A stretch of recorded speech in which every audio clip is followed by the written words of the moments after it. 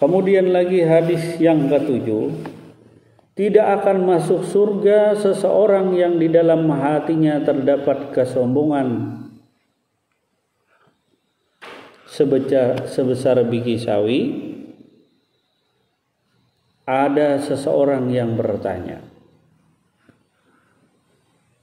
bagaimana dengan seorang yang suka memakai baju dan sandal yang bagus? Jadi ada yang bertanya dengan Rasulullah. Kemudian beliau menjawab, sesungguhnya Allah itu indah dan menyukai keindahan. Sombong adalah menolak kebenaran dan meremehkan daripada orang lain. Diajak mengenal Allah, kada mau.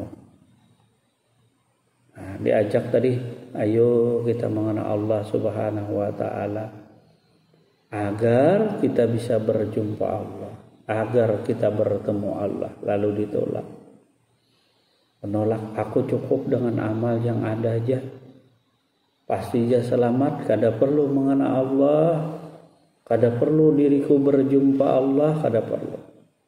Inilah orang yang menolak kebenaran dan meremehkan orang lain, karena dia takjub dengan amal sendiri. Banyak aja sudah beramal di rumah, beramal ibadah, berwirid, banyak dia kerjakan. Ketika diajak oleh saudaranya untuk mengenal Allah Subhanahu wa ta'ala supaya tahu di Tuhan, karena mengenal Tuhan itu adalah kewajiban yang utama daripada sekedar menyembah Tuhan. Menyembah Tuhan hukumnya wajib, tapi lebih utama mengenal Tuhan yang disembah. Ketika ada yang mengajak dirimu untuk mengenal Allah, lalu engkau menolak tadi, untuk apa mengenal Allah? Untuk apa berjumpa dengan Allah? Untuk apa bertemu dengan Allah? Kita hanya diwajibkan menyembah Allah, lalu diremehkan. Sehingga Allah Subhanahu wa ta'ala sendiri pun tak mau berjumpa dengan engkau, baik di dunia maupun di akhirat. Di negeri akhirat kada berjumpa Allah. Di negeri akhirat nanti engkau tidak bisa melihat wajahnya Allah, kada bisa melihat Allah walaupun engkau di dalam surganya Allah. Karena waktu di dunia engkau sendiri meremehkan untuk mengenal Allah, meremehkan untuk berjumpa atau bertemu dengan Allah, diremehkan. Ataupun menolak kebenaran, ajakan untuk mengenal Allah, untuk berjumpa dengan Allah, kada mau. Karena cukuplah bagiku, katanya, amal ibadah yang kukerjakan. Kada perlu makrifat dengan Allah, tidak perlu berjumpa dengan Allah Subhanahu wa ta'ala. Itulah diantaranya sifat kesombongan diantara diri kita tadi. Maka kata Nabi, tidak akan masuk surga seseorang yang di hatinya terdapat kesombongan sebesar biji sawi. Ini pun hadis riwayat Muslim. Ada tadi hadis riwayat Ahmad. Jadi hadis riwayat Muslim dan hadis riwayat Ahmad sama-sama isinya yaitu tidak akan masuk surga seseorang yang di dalam hatinya terdapat kesombongan sebesar biji sawi. Sama baik hadis riwayat Ahmad maupun hadis riwayat Muslim. Jadi jangan meremehkan sifat keangkuhan dan kesombongan tadi. Maka tidak akan berguna apapun ketika sifat sombong tadi. Jadi makrifat seseorang itu akan hilang apabila dia bersifat angkuh dan sombong tadi. Karena itu memakai daripada selendang daripada Allah Subhanahu wa ta'ala.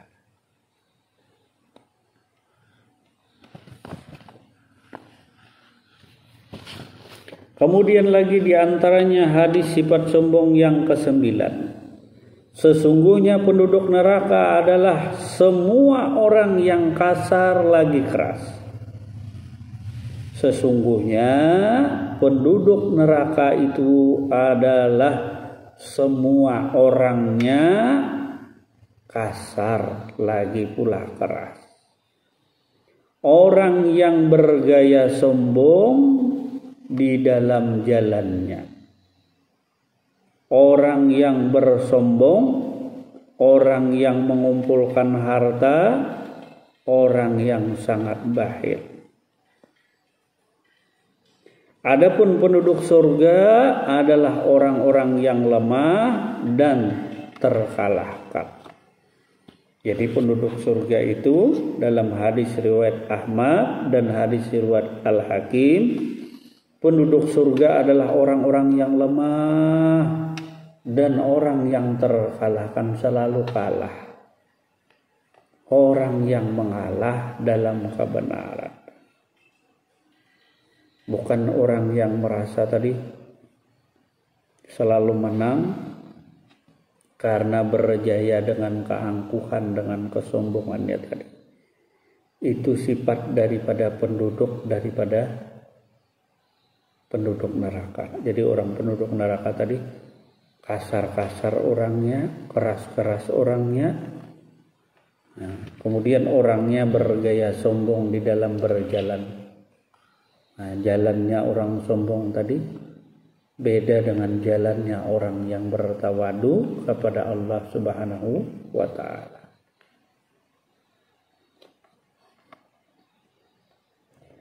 Adapun penduduk surga tadi orangnya lemah-lemah. Artinya tadi orangnya bertawadu, merendah diri kepada Allah Subhanahu wa ta'ala.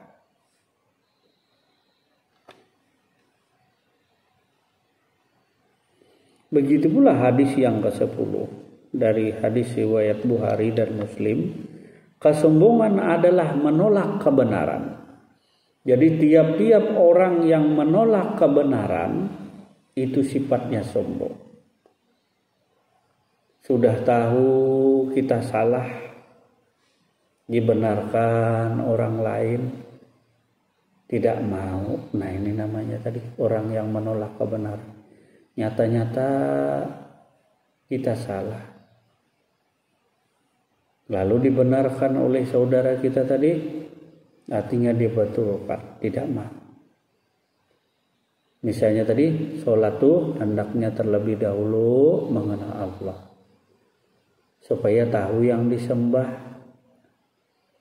Diberitahu tentang kebenaran tadi malah marah.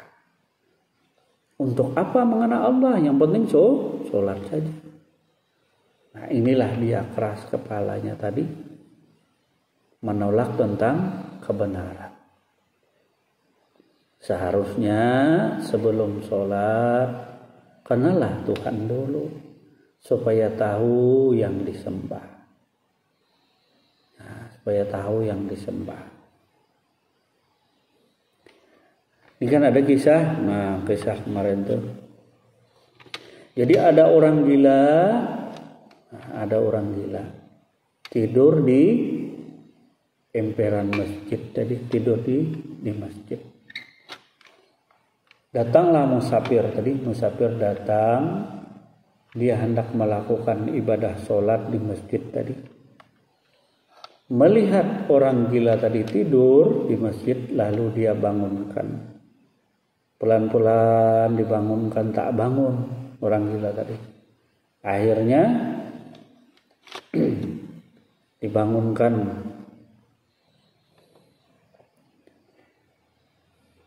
Akhirnya terbangunlah orang gila tadi. Nah, dipanggil 1 kali, kada bangun 2 kali.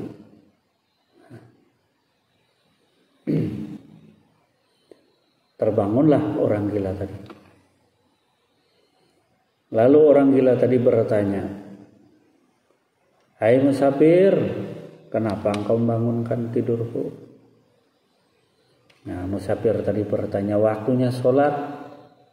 Kata musafir tadi, "Waktunya sholat, waktunya sembahyang. Kau mau sholat di masjid, nah karena sholat itu lebih baik daripada tidur. Sholat kan lebih baik daripada tidur.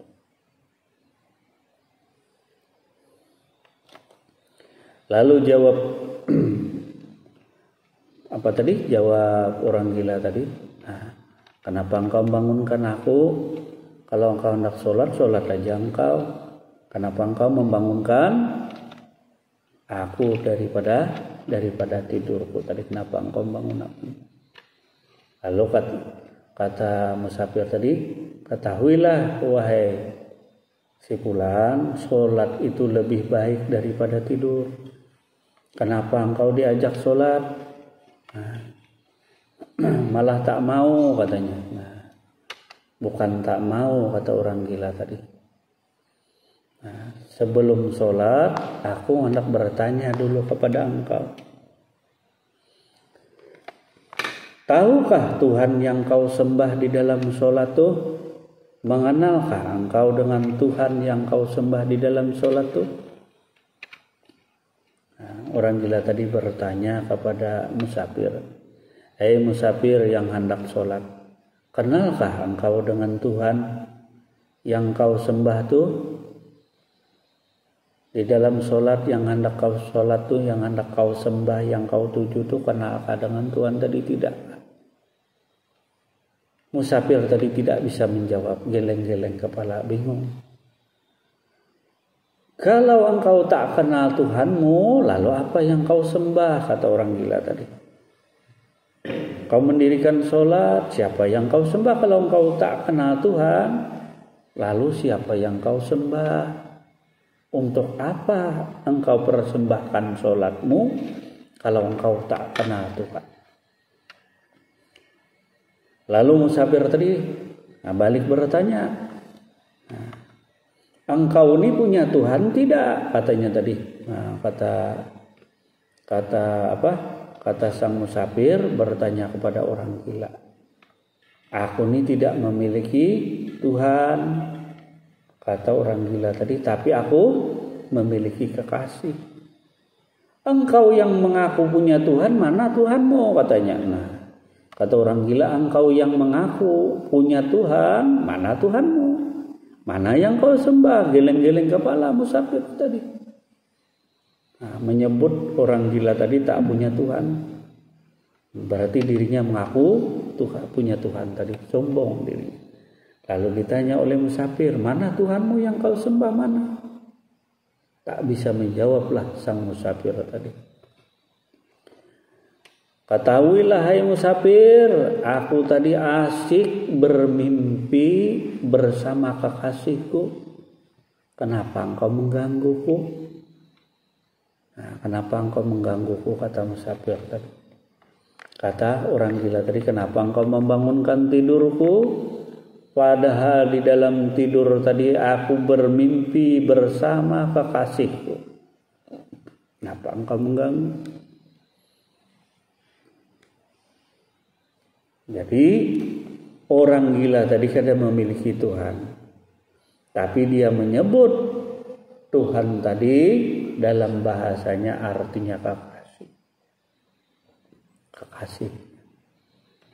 Arti kata orang gila tadi, aku bersama kekasihku di mana saja aku berada, dimanapun. Bahkan ketika tidur pun aku bersama dengan kekasihku. Sedangkan engkau sholat, engkau mengaku punya Tuhan, tapi engkau sendiri tidak mengenal Tuhanmu. Orang macam apa engkau? Apa yang kau sembah? Lalu bingunglah sang musafir tadi melihat perilaku daripada orang gila tersebut.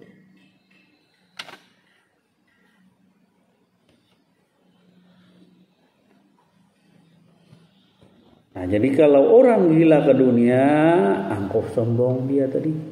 Kalau orang gila ke Tuhan, bertawaduklah dirinya kepada Tuhan, merendah dirilah dengan Tuhan.